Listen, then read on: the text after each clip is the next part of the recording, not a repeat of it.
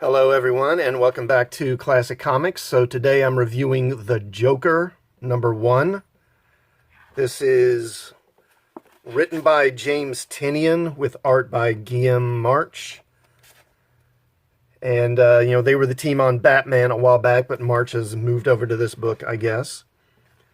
So this takes place after the Infinite Frontier #0 issue. And that was, I thought about doing a video on that one, but it's one of those issues where it's basically just a bunch of previews of different series. And the stories don't really add up to much of anything, and I didn't really know what to say about it. So I decided to skip it, but there is a Batman story in here, and it involves a fire at Arkham Asylum. Now, or actually, what happens is there's a gas attack at Arkham Asylum, and the people are dying, and it appears to be Joker gas, because the people are dying with the smiles on their faces. And then there's this security guard, I think his name is Mahoney, who saves some nurses, and he tries to burn the gas away with a flamethrower or something like that, and he winds up setting fire to the asylum. Part of it burns down, and a bunch of the asylum inmates escape. And also, Mahoney gets caught in an explosion, and he winds up losing, I think, a leg and an arm, maybe, something like that. And Batman arrives to help, too. But anyway, this takes place after that. So we start with Commissioner Gordon. Now, this is in the past, and it's kind of a flashback from him, talking about how, he used to be a cop in Chicago before he was in Gotham.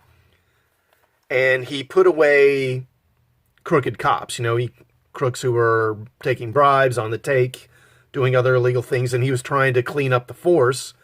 But a lot of cops didn't like that, so they wound up basically driving him out.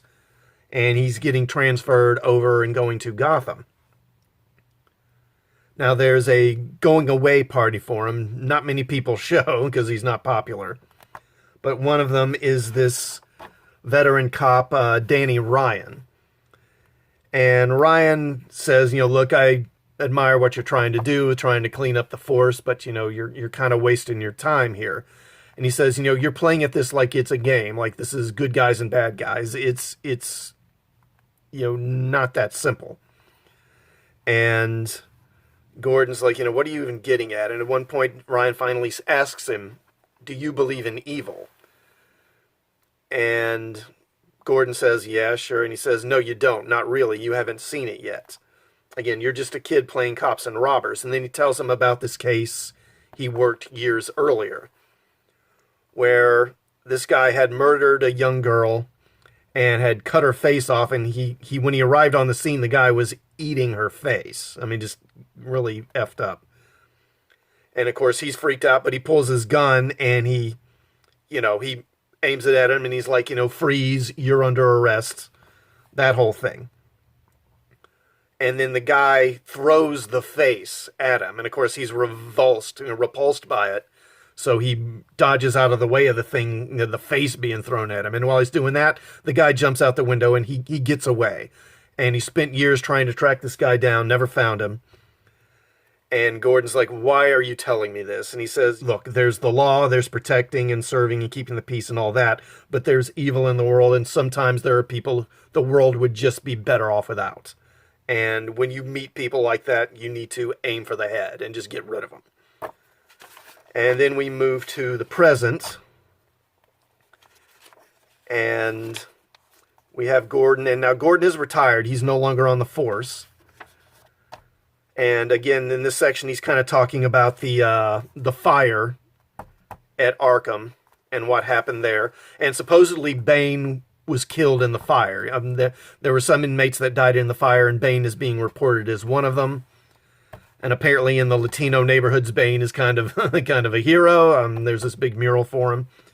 But Gordon isn't buying, and he's like, I don't believe that guy's dead for a minute. And he reminisces a lot about the Joker, because the Joker has, of course, taken a terrible toll on his family over the years. He engineered the death of Gordon's son. And, of course, he shot Barbara, paralyzing her, and he kidnapped Gordon and tortured him. So he has plenty of reason to hate the Joker. and he visits the grave of his son. But as he's leaving, he's approached by this woman, attractive woman, and basically says, "We need to talk about the Joker." And so he's like, "Okay," and so he goes with her, and they take him to this very nice mansion. And the upshot of it is, this woman says, she represents some very wealthy people in Gotham who want the Joker done away with. And she offers Gordon $25 million to hunt down the Joker and kill him. Now, earlier in the book, and I kind of skipped over this, but Gordon is retired, and he doesn't have much from his pension, so he's basically under the poverty line. He's living in a crummy, like, one-bedroom apartment, and even living there, he's probably going to be broke in a couple of years because he just doesn't have much money. So he could use some money. And initially, Gordon refuses. He says, "Look, I'm not a hitman. I don't do this sort of thing." And she says, "Well, we believe your history with the Joker and your connections. You're the perfect guy to do this." And he still just kind of dodges it and says, "Why do you think I would do this?" And then she just asks him straight up, "Do you believe in evil?"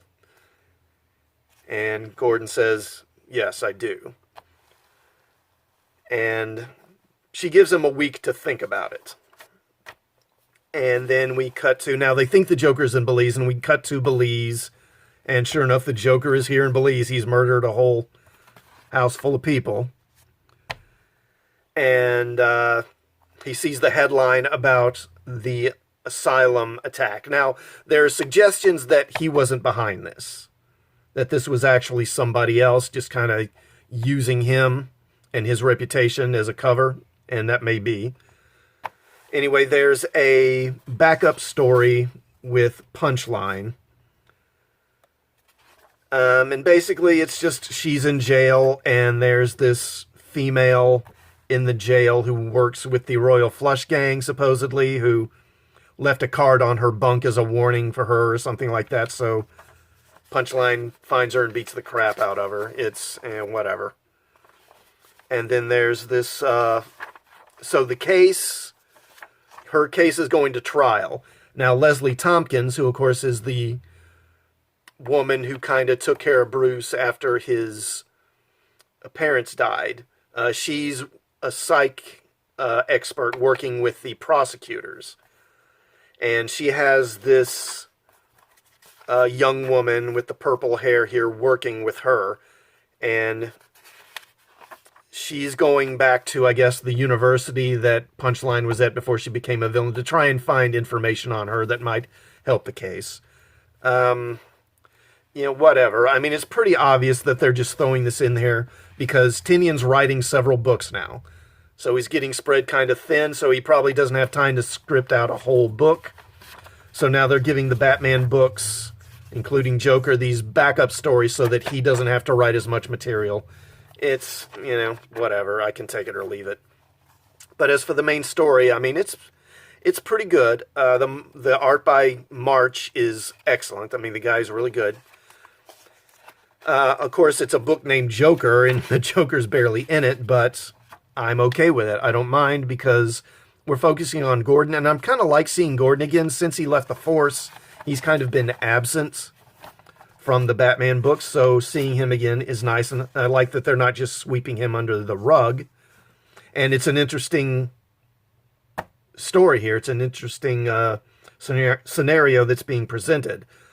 He's, been a lawman his whole life, upholding the law, and I'm pretty sure he's had opportunities to kill the Joker before, and never did it. And now he's being presented this opportunity again, and of course there's a hefty financial reward in it for him. And, of course, he doesn't accept here, but I think we all know what's going to happen. I mean, if he said no, there wouldn't be much of a story. So, obviously, he's going to accept the deal, and he's going to go try to hunt the Joker down and kill him. I think we also know he won't kill the Joker, but it should be an interesting story. It'll also be interesting if Batman gets wind of this and finds out that Gordon has taken money to hunt down the Joker and murder him. You know, and that's it should have an interesting impact on their relationship if that happens. And I mean, overall, you know, I give this a thumbs up. I mean, the art is excellent, the story is good. I'm not thrilled about the backup story. It's kind of disappointing because both the art and the story are kind of lackluster, but the main story is good enough that this is pretty good. This isn't actually the first series the Joker has had. He actually did have his own series back in the late 70s. It didn't run very long. Ran, I don't know, less than a year, like maybe 9-10 issues, something like that, I think. So this isn't an entirely new thing. But yeah, I give this a thumbs up. It's worth checking out. Tynion is always a reliable writer, and the art by March is excellent. So go ahead and check it out. Let me know what you thought of this issue in the comments. And also, if you would, please like this video. While you're at it, please sub to the channel and hit the bell for notifications. And I will see you all next time. Thanks for watching.